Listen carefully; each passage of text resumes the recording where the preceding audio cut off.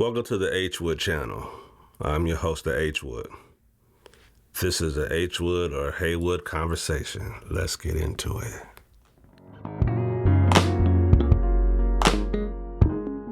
The H-Wood channel. So the topic of tonight will be Pro Tools being an industry standard. A lot of YouTubers are making videos about that. So I'm gonna give my 2 cents right here. 2 pennies. That's my 2 cents. So you know what? Skip it. Let's make it 25. Let's make it 25 cents. All right. 25 cents. Okay. Back in the day, when I was still on hardware, I was using a Motif ES6, which I still have, and I was using a VS2400, which I don't have anymore because it could put on me, but I went from a BR8 or BR-8 8-track to a VS2400 24-track. I think it's like 100 and maybe 360 virtual tracks. To now I'm on Logic Pro.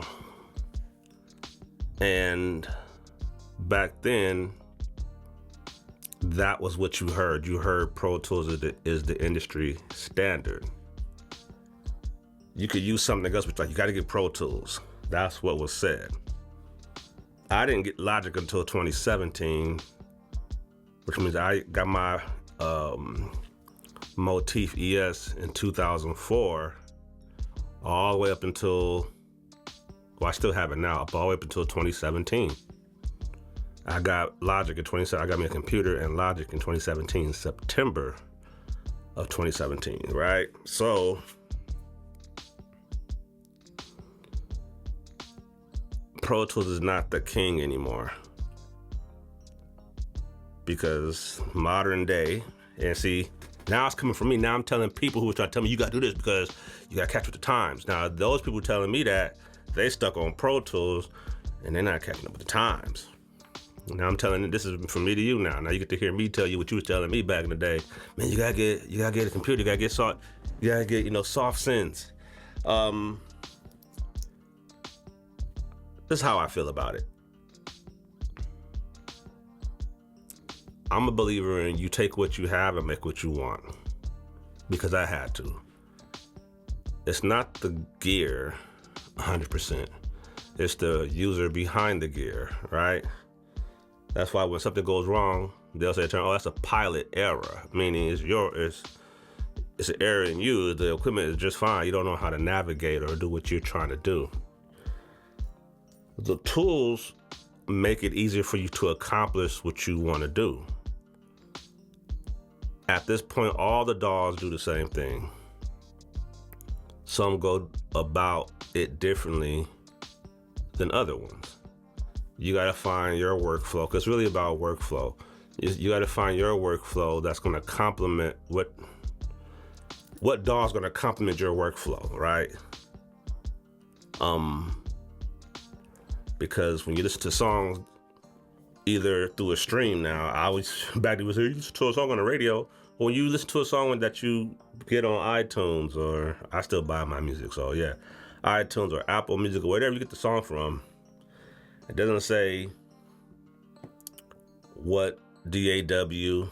DAW it was recorded on. You either like the song or you don't. You don't go, "Oh, I'm hearing Pro Tools, I don't like it. Oh, I'm hearing Studio One, I don't like it.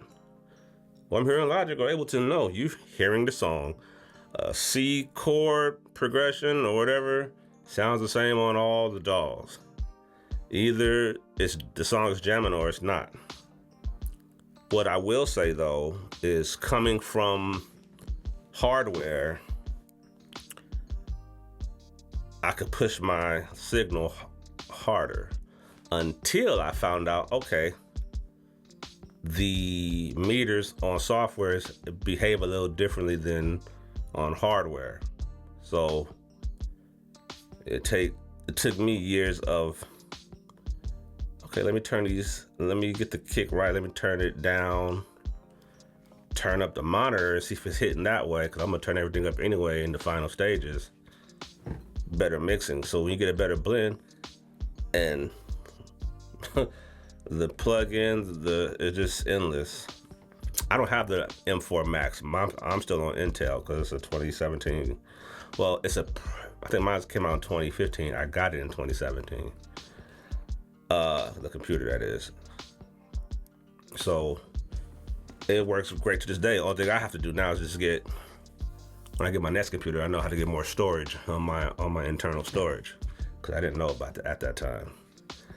But my stuff now sounds better than stuff I did back then. Not because it hit hard or anything. I had to learn how the metering is different.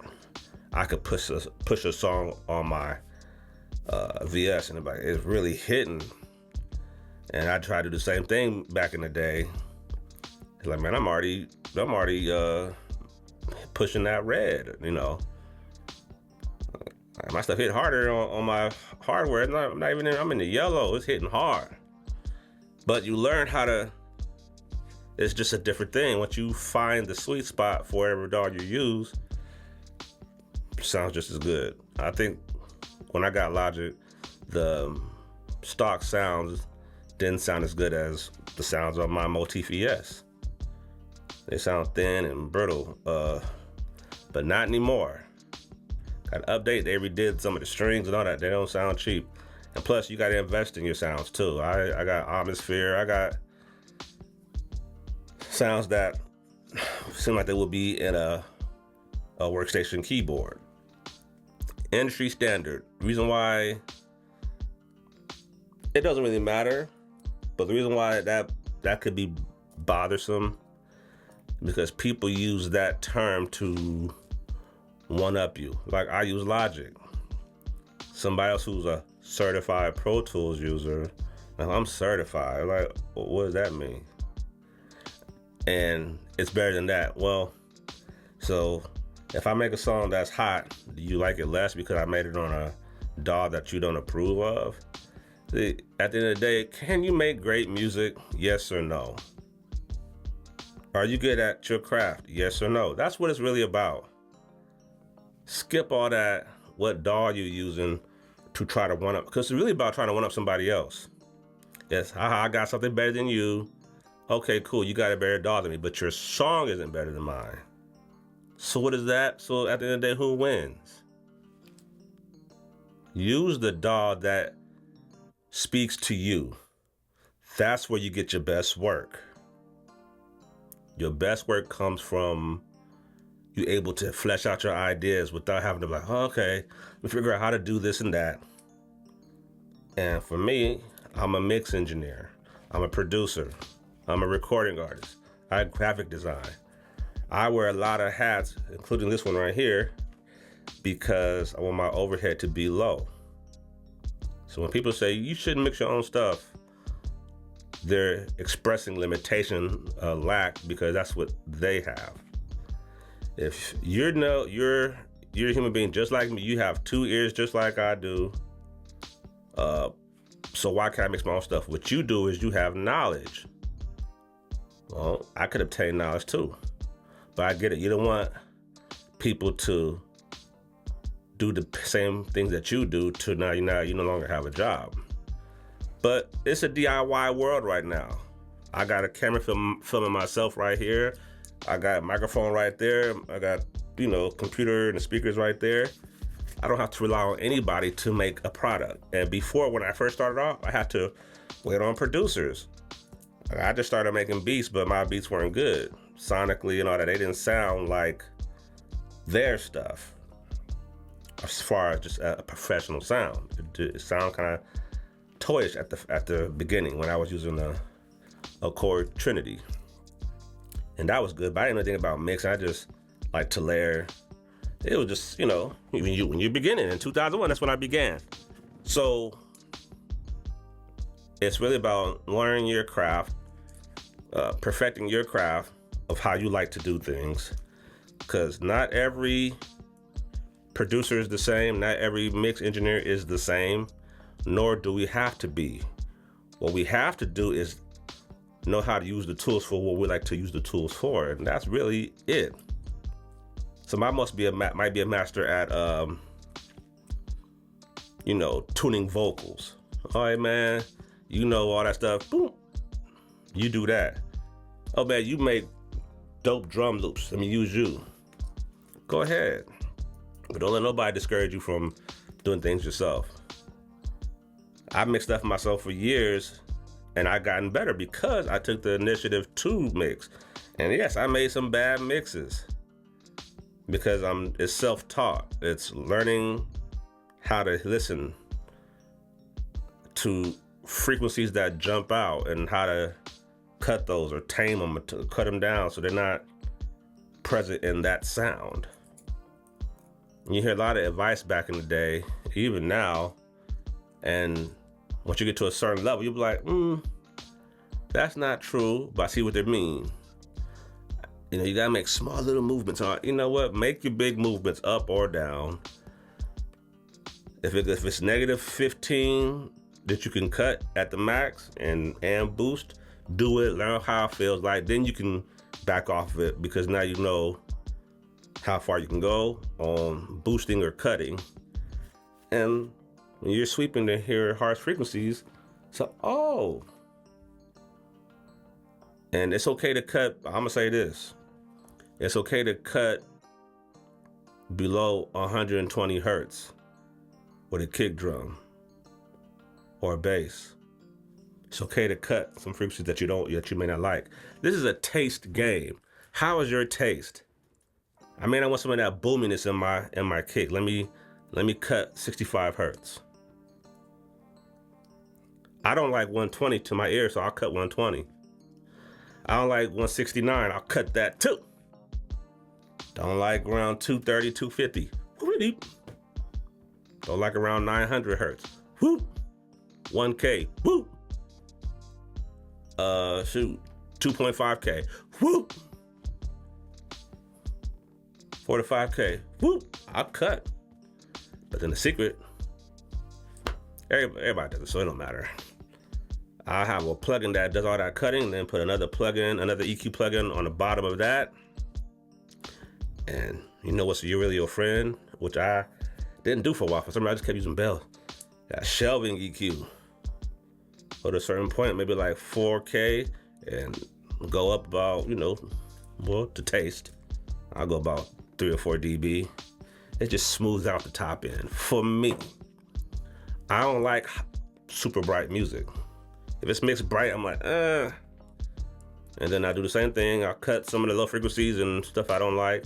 And then on that second plugin that I just shelving, low shelving, boost. And then after that, multi-band compression. But I just got off topic. But it doesn't matter what DAW you use. You could do that on any DAW. Every DAW has a compressor. Every DAW has an EQ. Every DAW has a multi-band compressor. Every DAW has saturation and noise gates and clippers. The goal is to use your tools. Those are number tools to get out your ideas, to perfect the DAW for what you use it for. So you can put out your best work, because that's all that matters. One thing that Dr. Dre said, and I totally agree, when somebody's like, how come your album covers don't, he's like, hey, it don't matter. It only matters what come out them speakers right there. What come out them speakers is all I care about. Now I'm the same way, but since I do know how to do my own graphics and stuff, it plays a role how your brain was going to perceive the music. Some good cover art with good font and all that stuff could change your mood. Remember, depending on how something looks to us can change how we feel about it. All that stuff matters. If a fine woman walk by, you're gonna look and you're gonna feel some kind of way like, dang. You have attraction for her. She got a banging body weight. You're gonna feel it differently than some girl who's like, dang, she ain't got nothing. She flat, You're gonna treat it differently. That's why there's a thing called pretty privilege. So if we treat things or people differently predicated on how it appears or how it looks to us, then I must assume that same thing with album covers and how stuff sounds to us. If stuff is banging, we gonna probably listen to it more than something that its beat is good, but a lot of harsh frequencies, you can't listen to it. I don't know, it's just not something about it. Yeah, so I take care of all that stuff. Covers, the sound, and then try and make sure the songs I put out, I like them. If I don't like them, you'll never hear it if I don't like the songs. I'm a believer in that. So you gotta make songs for everybody. I'm not everybody. I'm me. There's a large audience out there that will love how I hear music. Just gotta find them. I don't know what the person likes over there. I know what songs are hot right now, but I know the game. A lot of success is paid for in this business, man. Success is paid for. You're not supposed to say that, but it is. Success is paid for. Money has to be spent in order for everybody to know you exist and all this other stuff. It's not like, oh, you're so dope, you're just gonna blow up. That's not how the game works. And once you know that, you're not running this rat race of how many views you got. Man, get all that. I like this song. It's crazy dope. Yeah, but it got 25 views. True story. I'm influenced by Dr. Dre and DJ Quick as far as music production. And I did a beat back in like 2006. Had a Dr. Dre feel to it. My friend was driving, gave him a beat. He doesn't do music, but he just likes the beats. His friend here like, man, who's this? Is this some Dr. Dre stuff? Friend said, why, you like it? It's just hard. Oh, it's hard, it's dope. Okay, cool. Now it's my homeboy H.W. He's oh, it's dope, it's dope, it's dope. Where's the excitement? It's the same beat.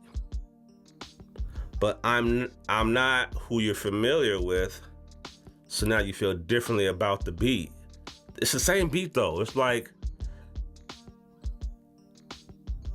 you got two wires with the same temperature, but this one just feels colder because the person that handed it to you, you probably like them better. So it feels colder to drink. But anyway, use any DAW you want. Make good music. That's what it's about. And if you got the pockets to make everybody know you exist, or the luck of the draw, then you do it. But I'm gonna do music regardless because I love doing it. And that's it. All right, this is the H.W. channel, y'all. Peace out.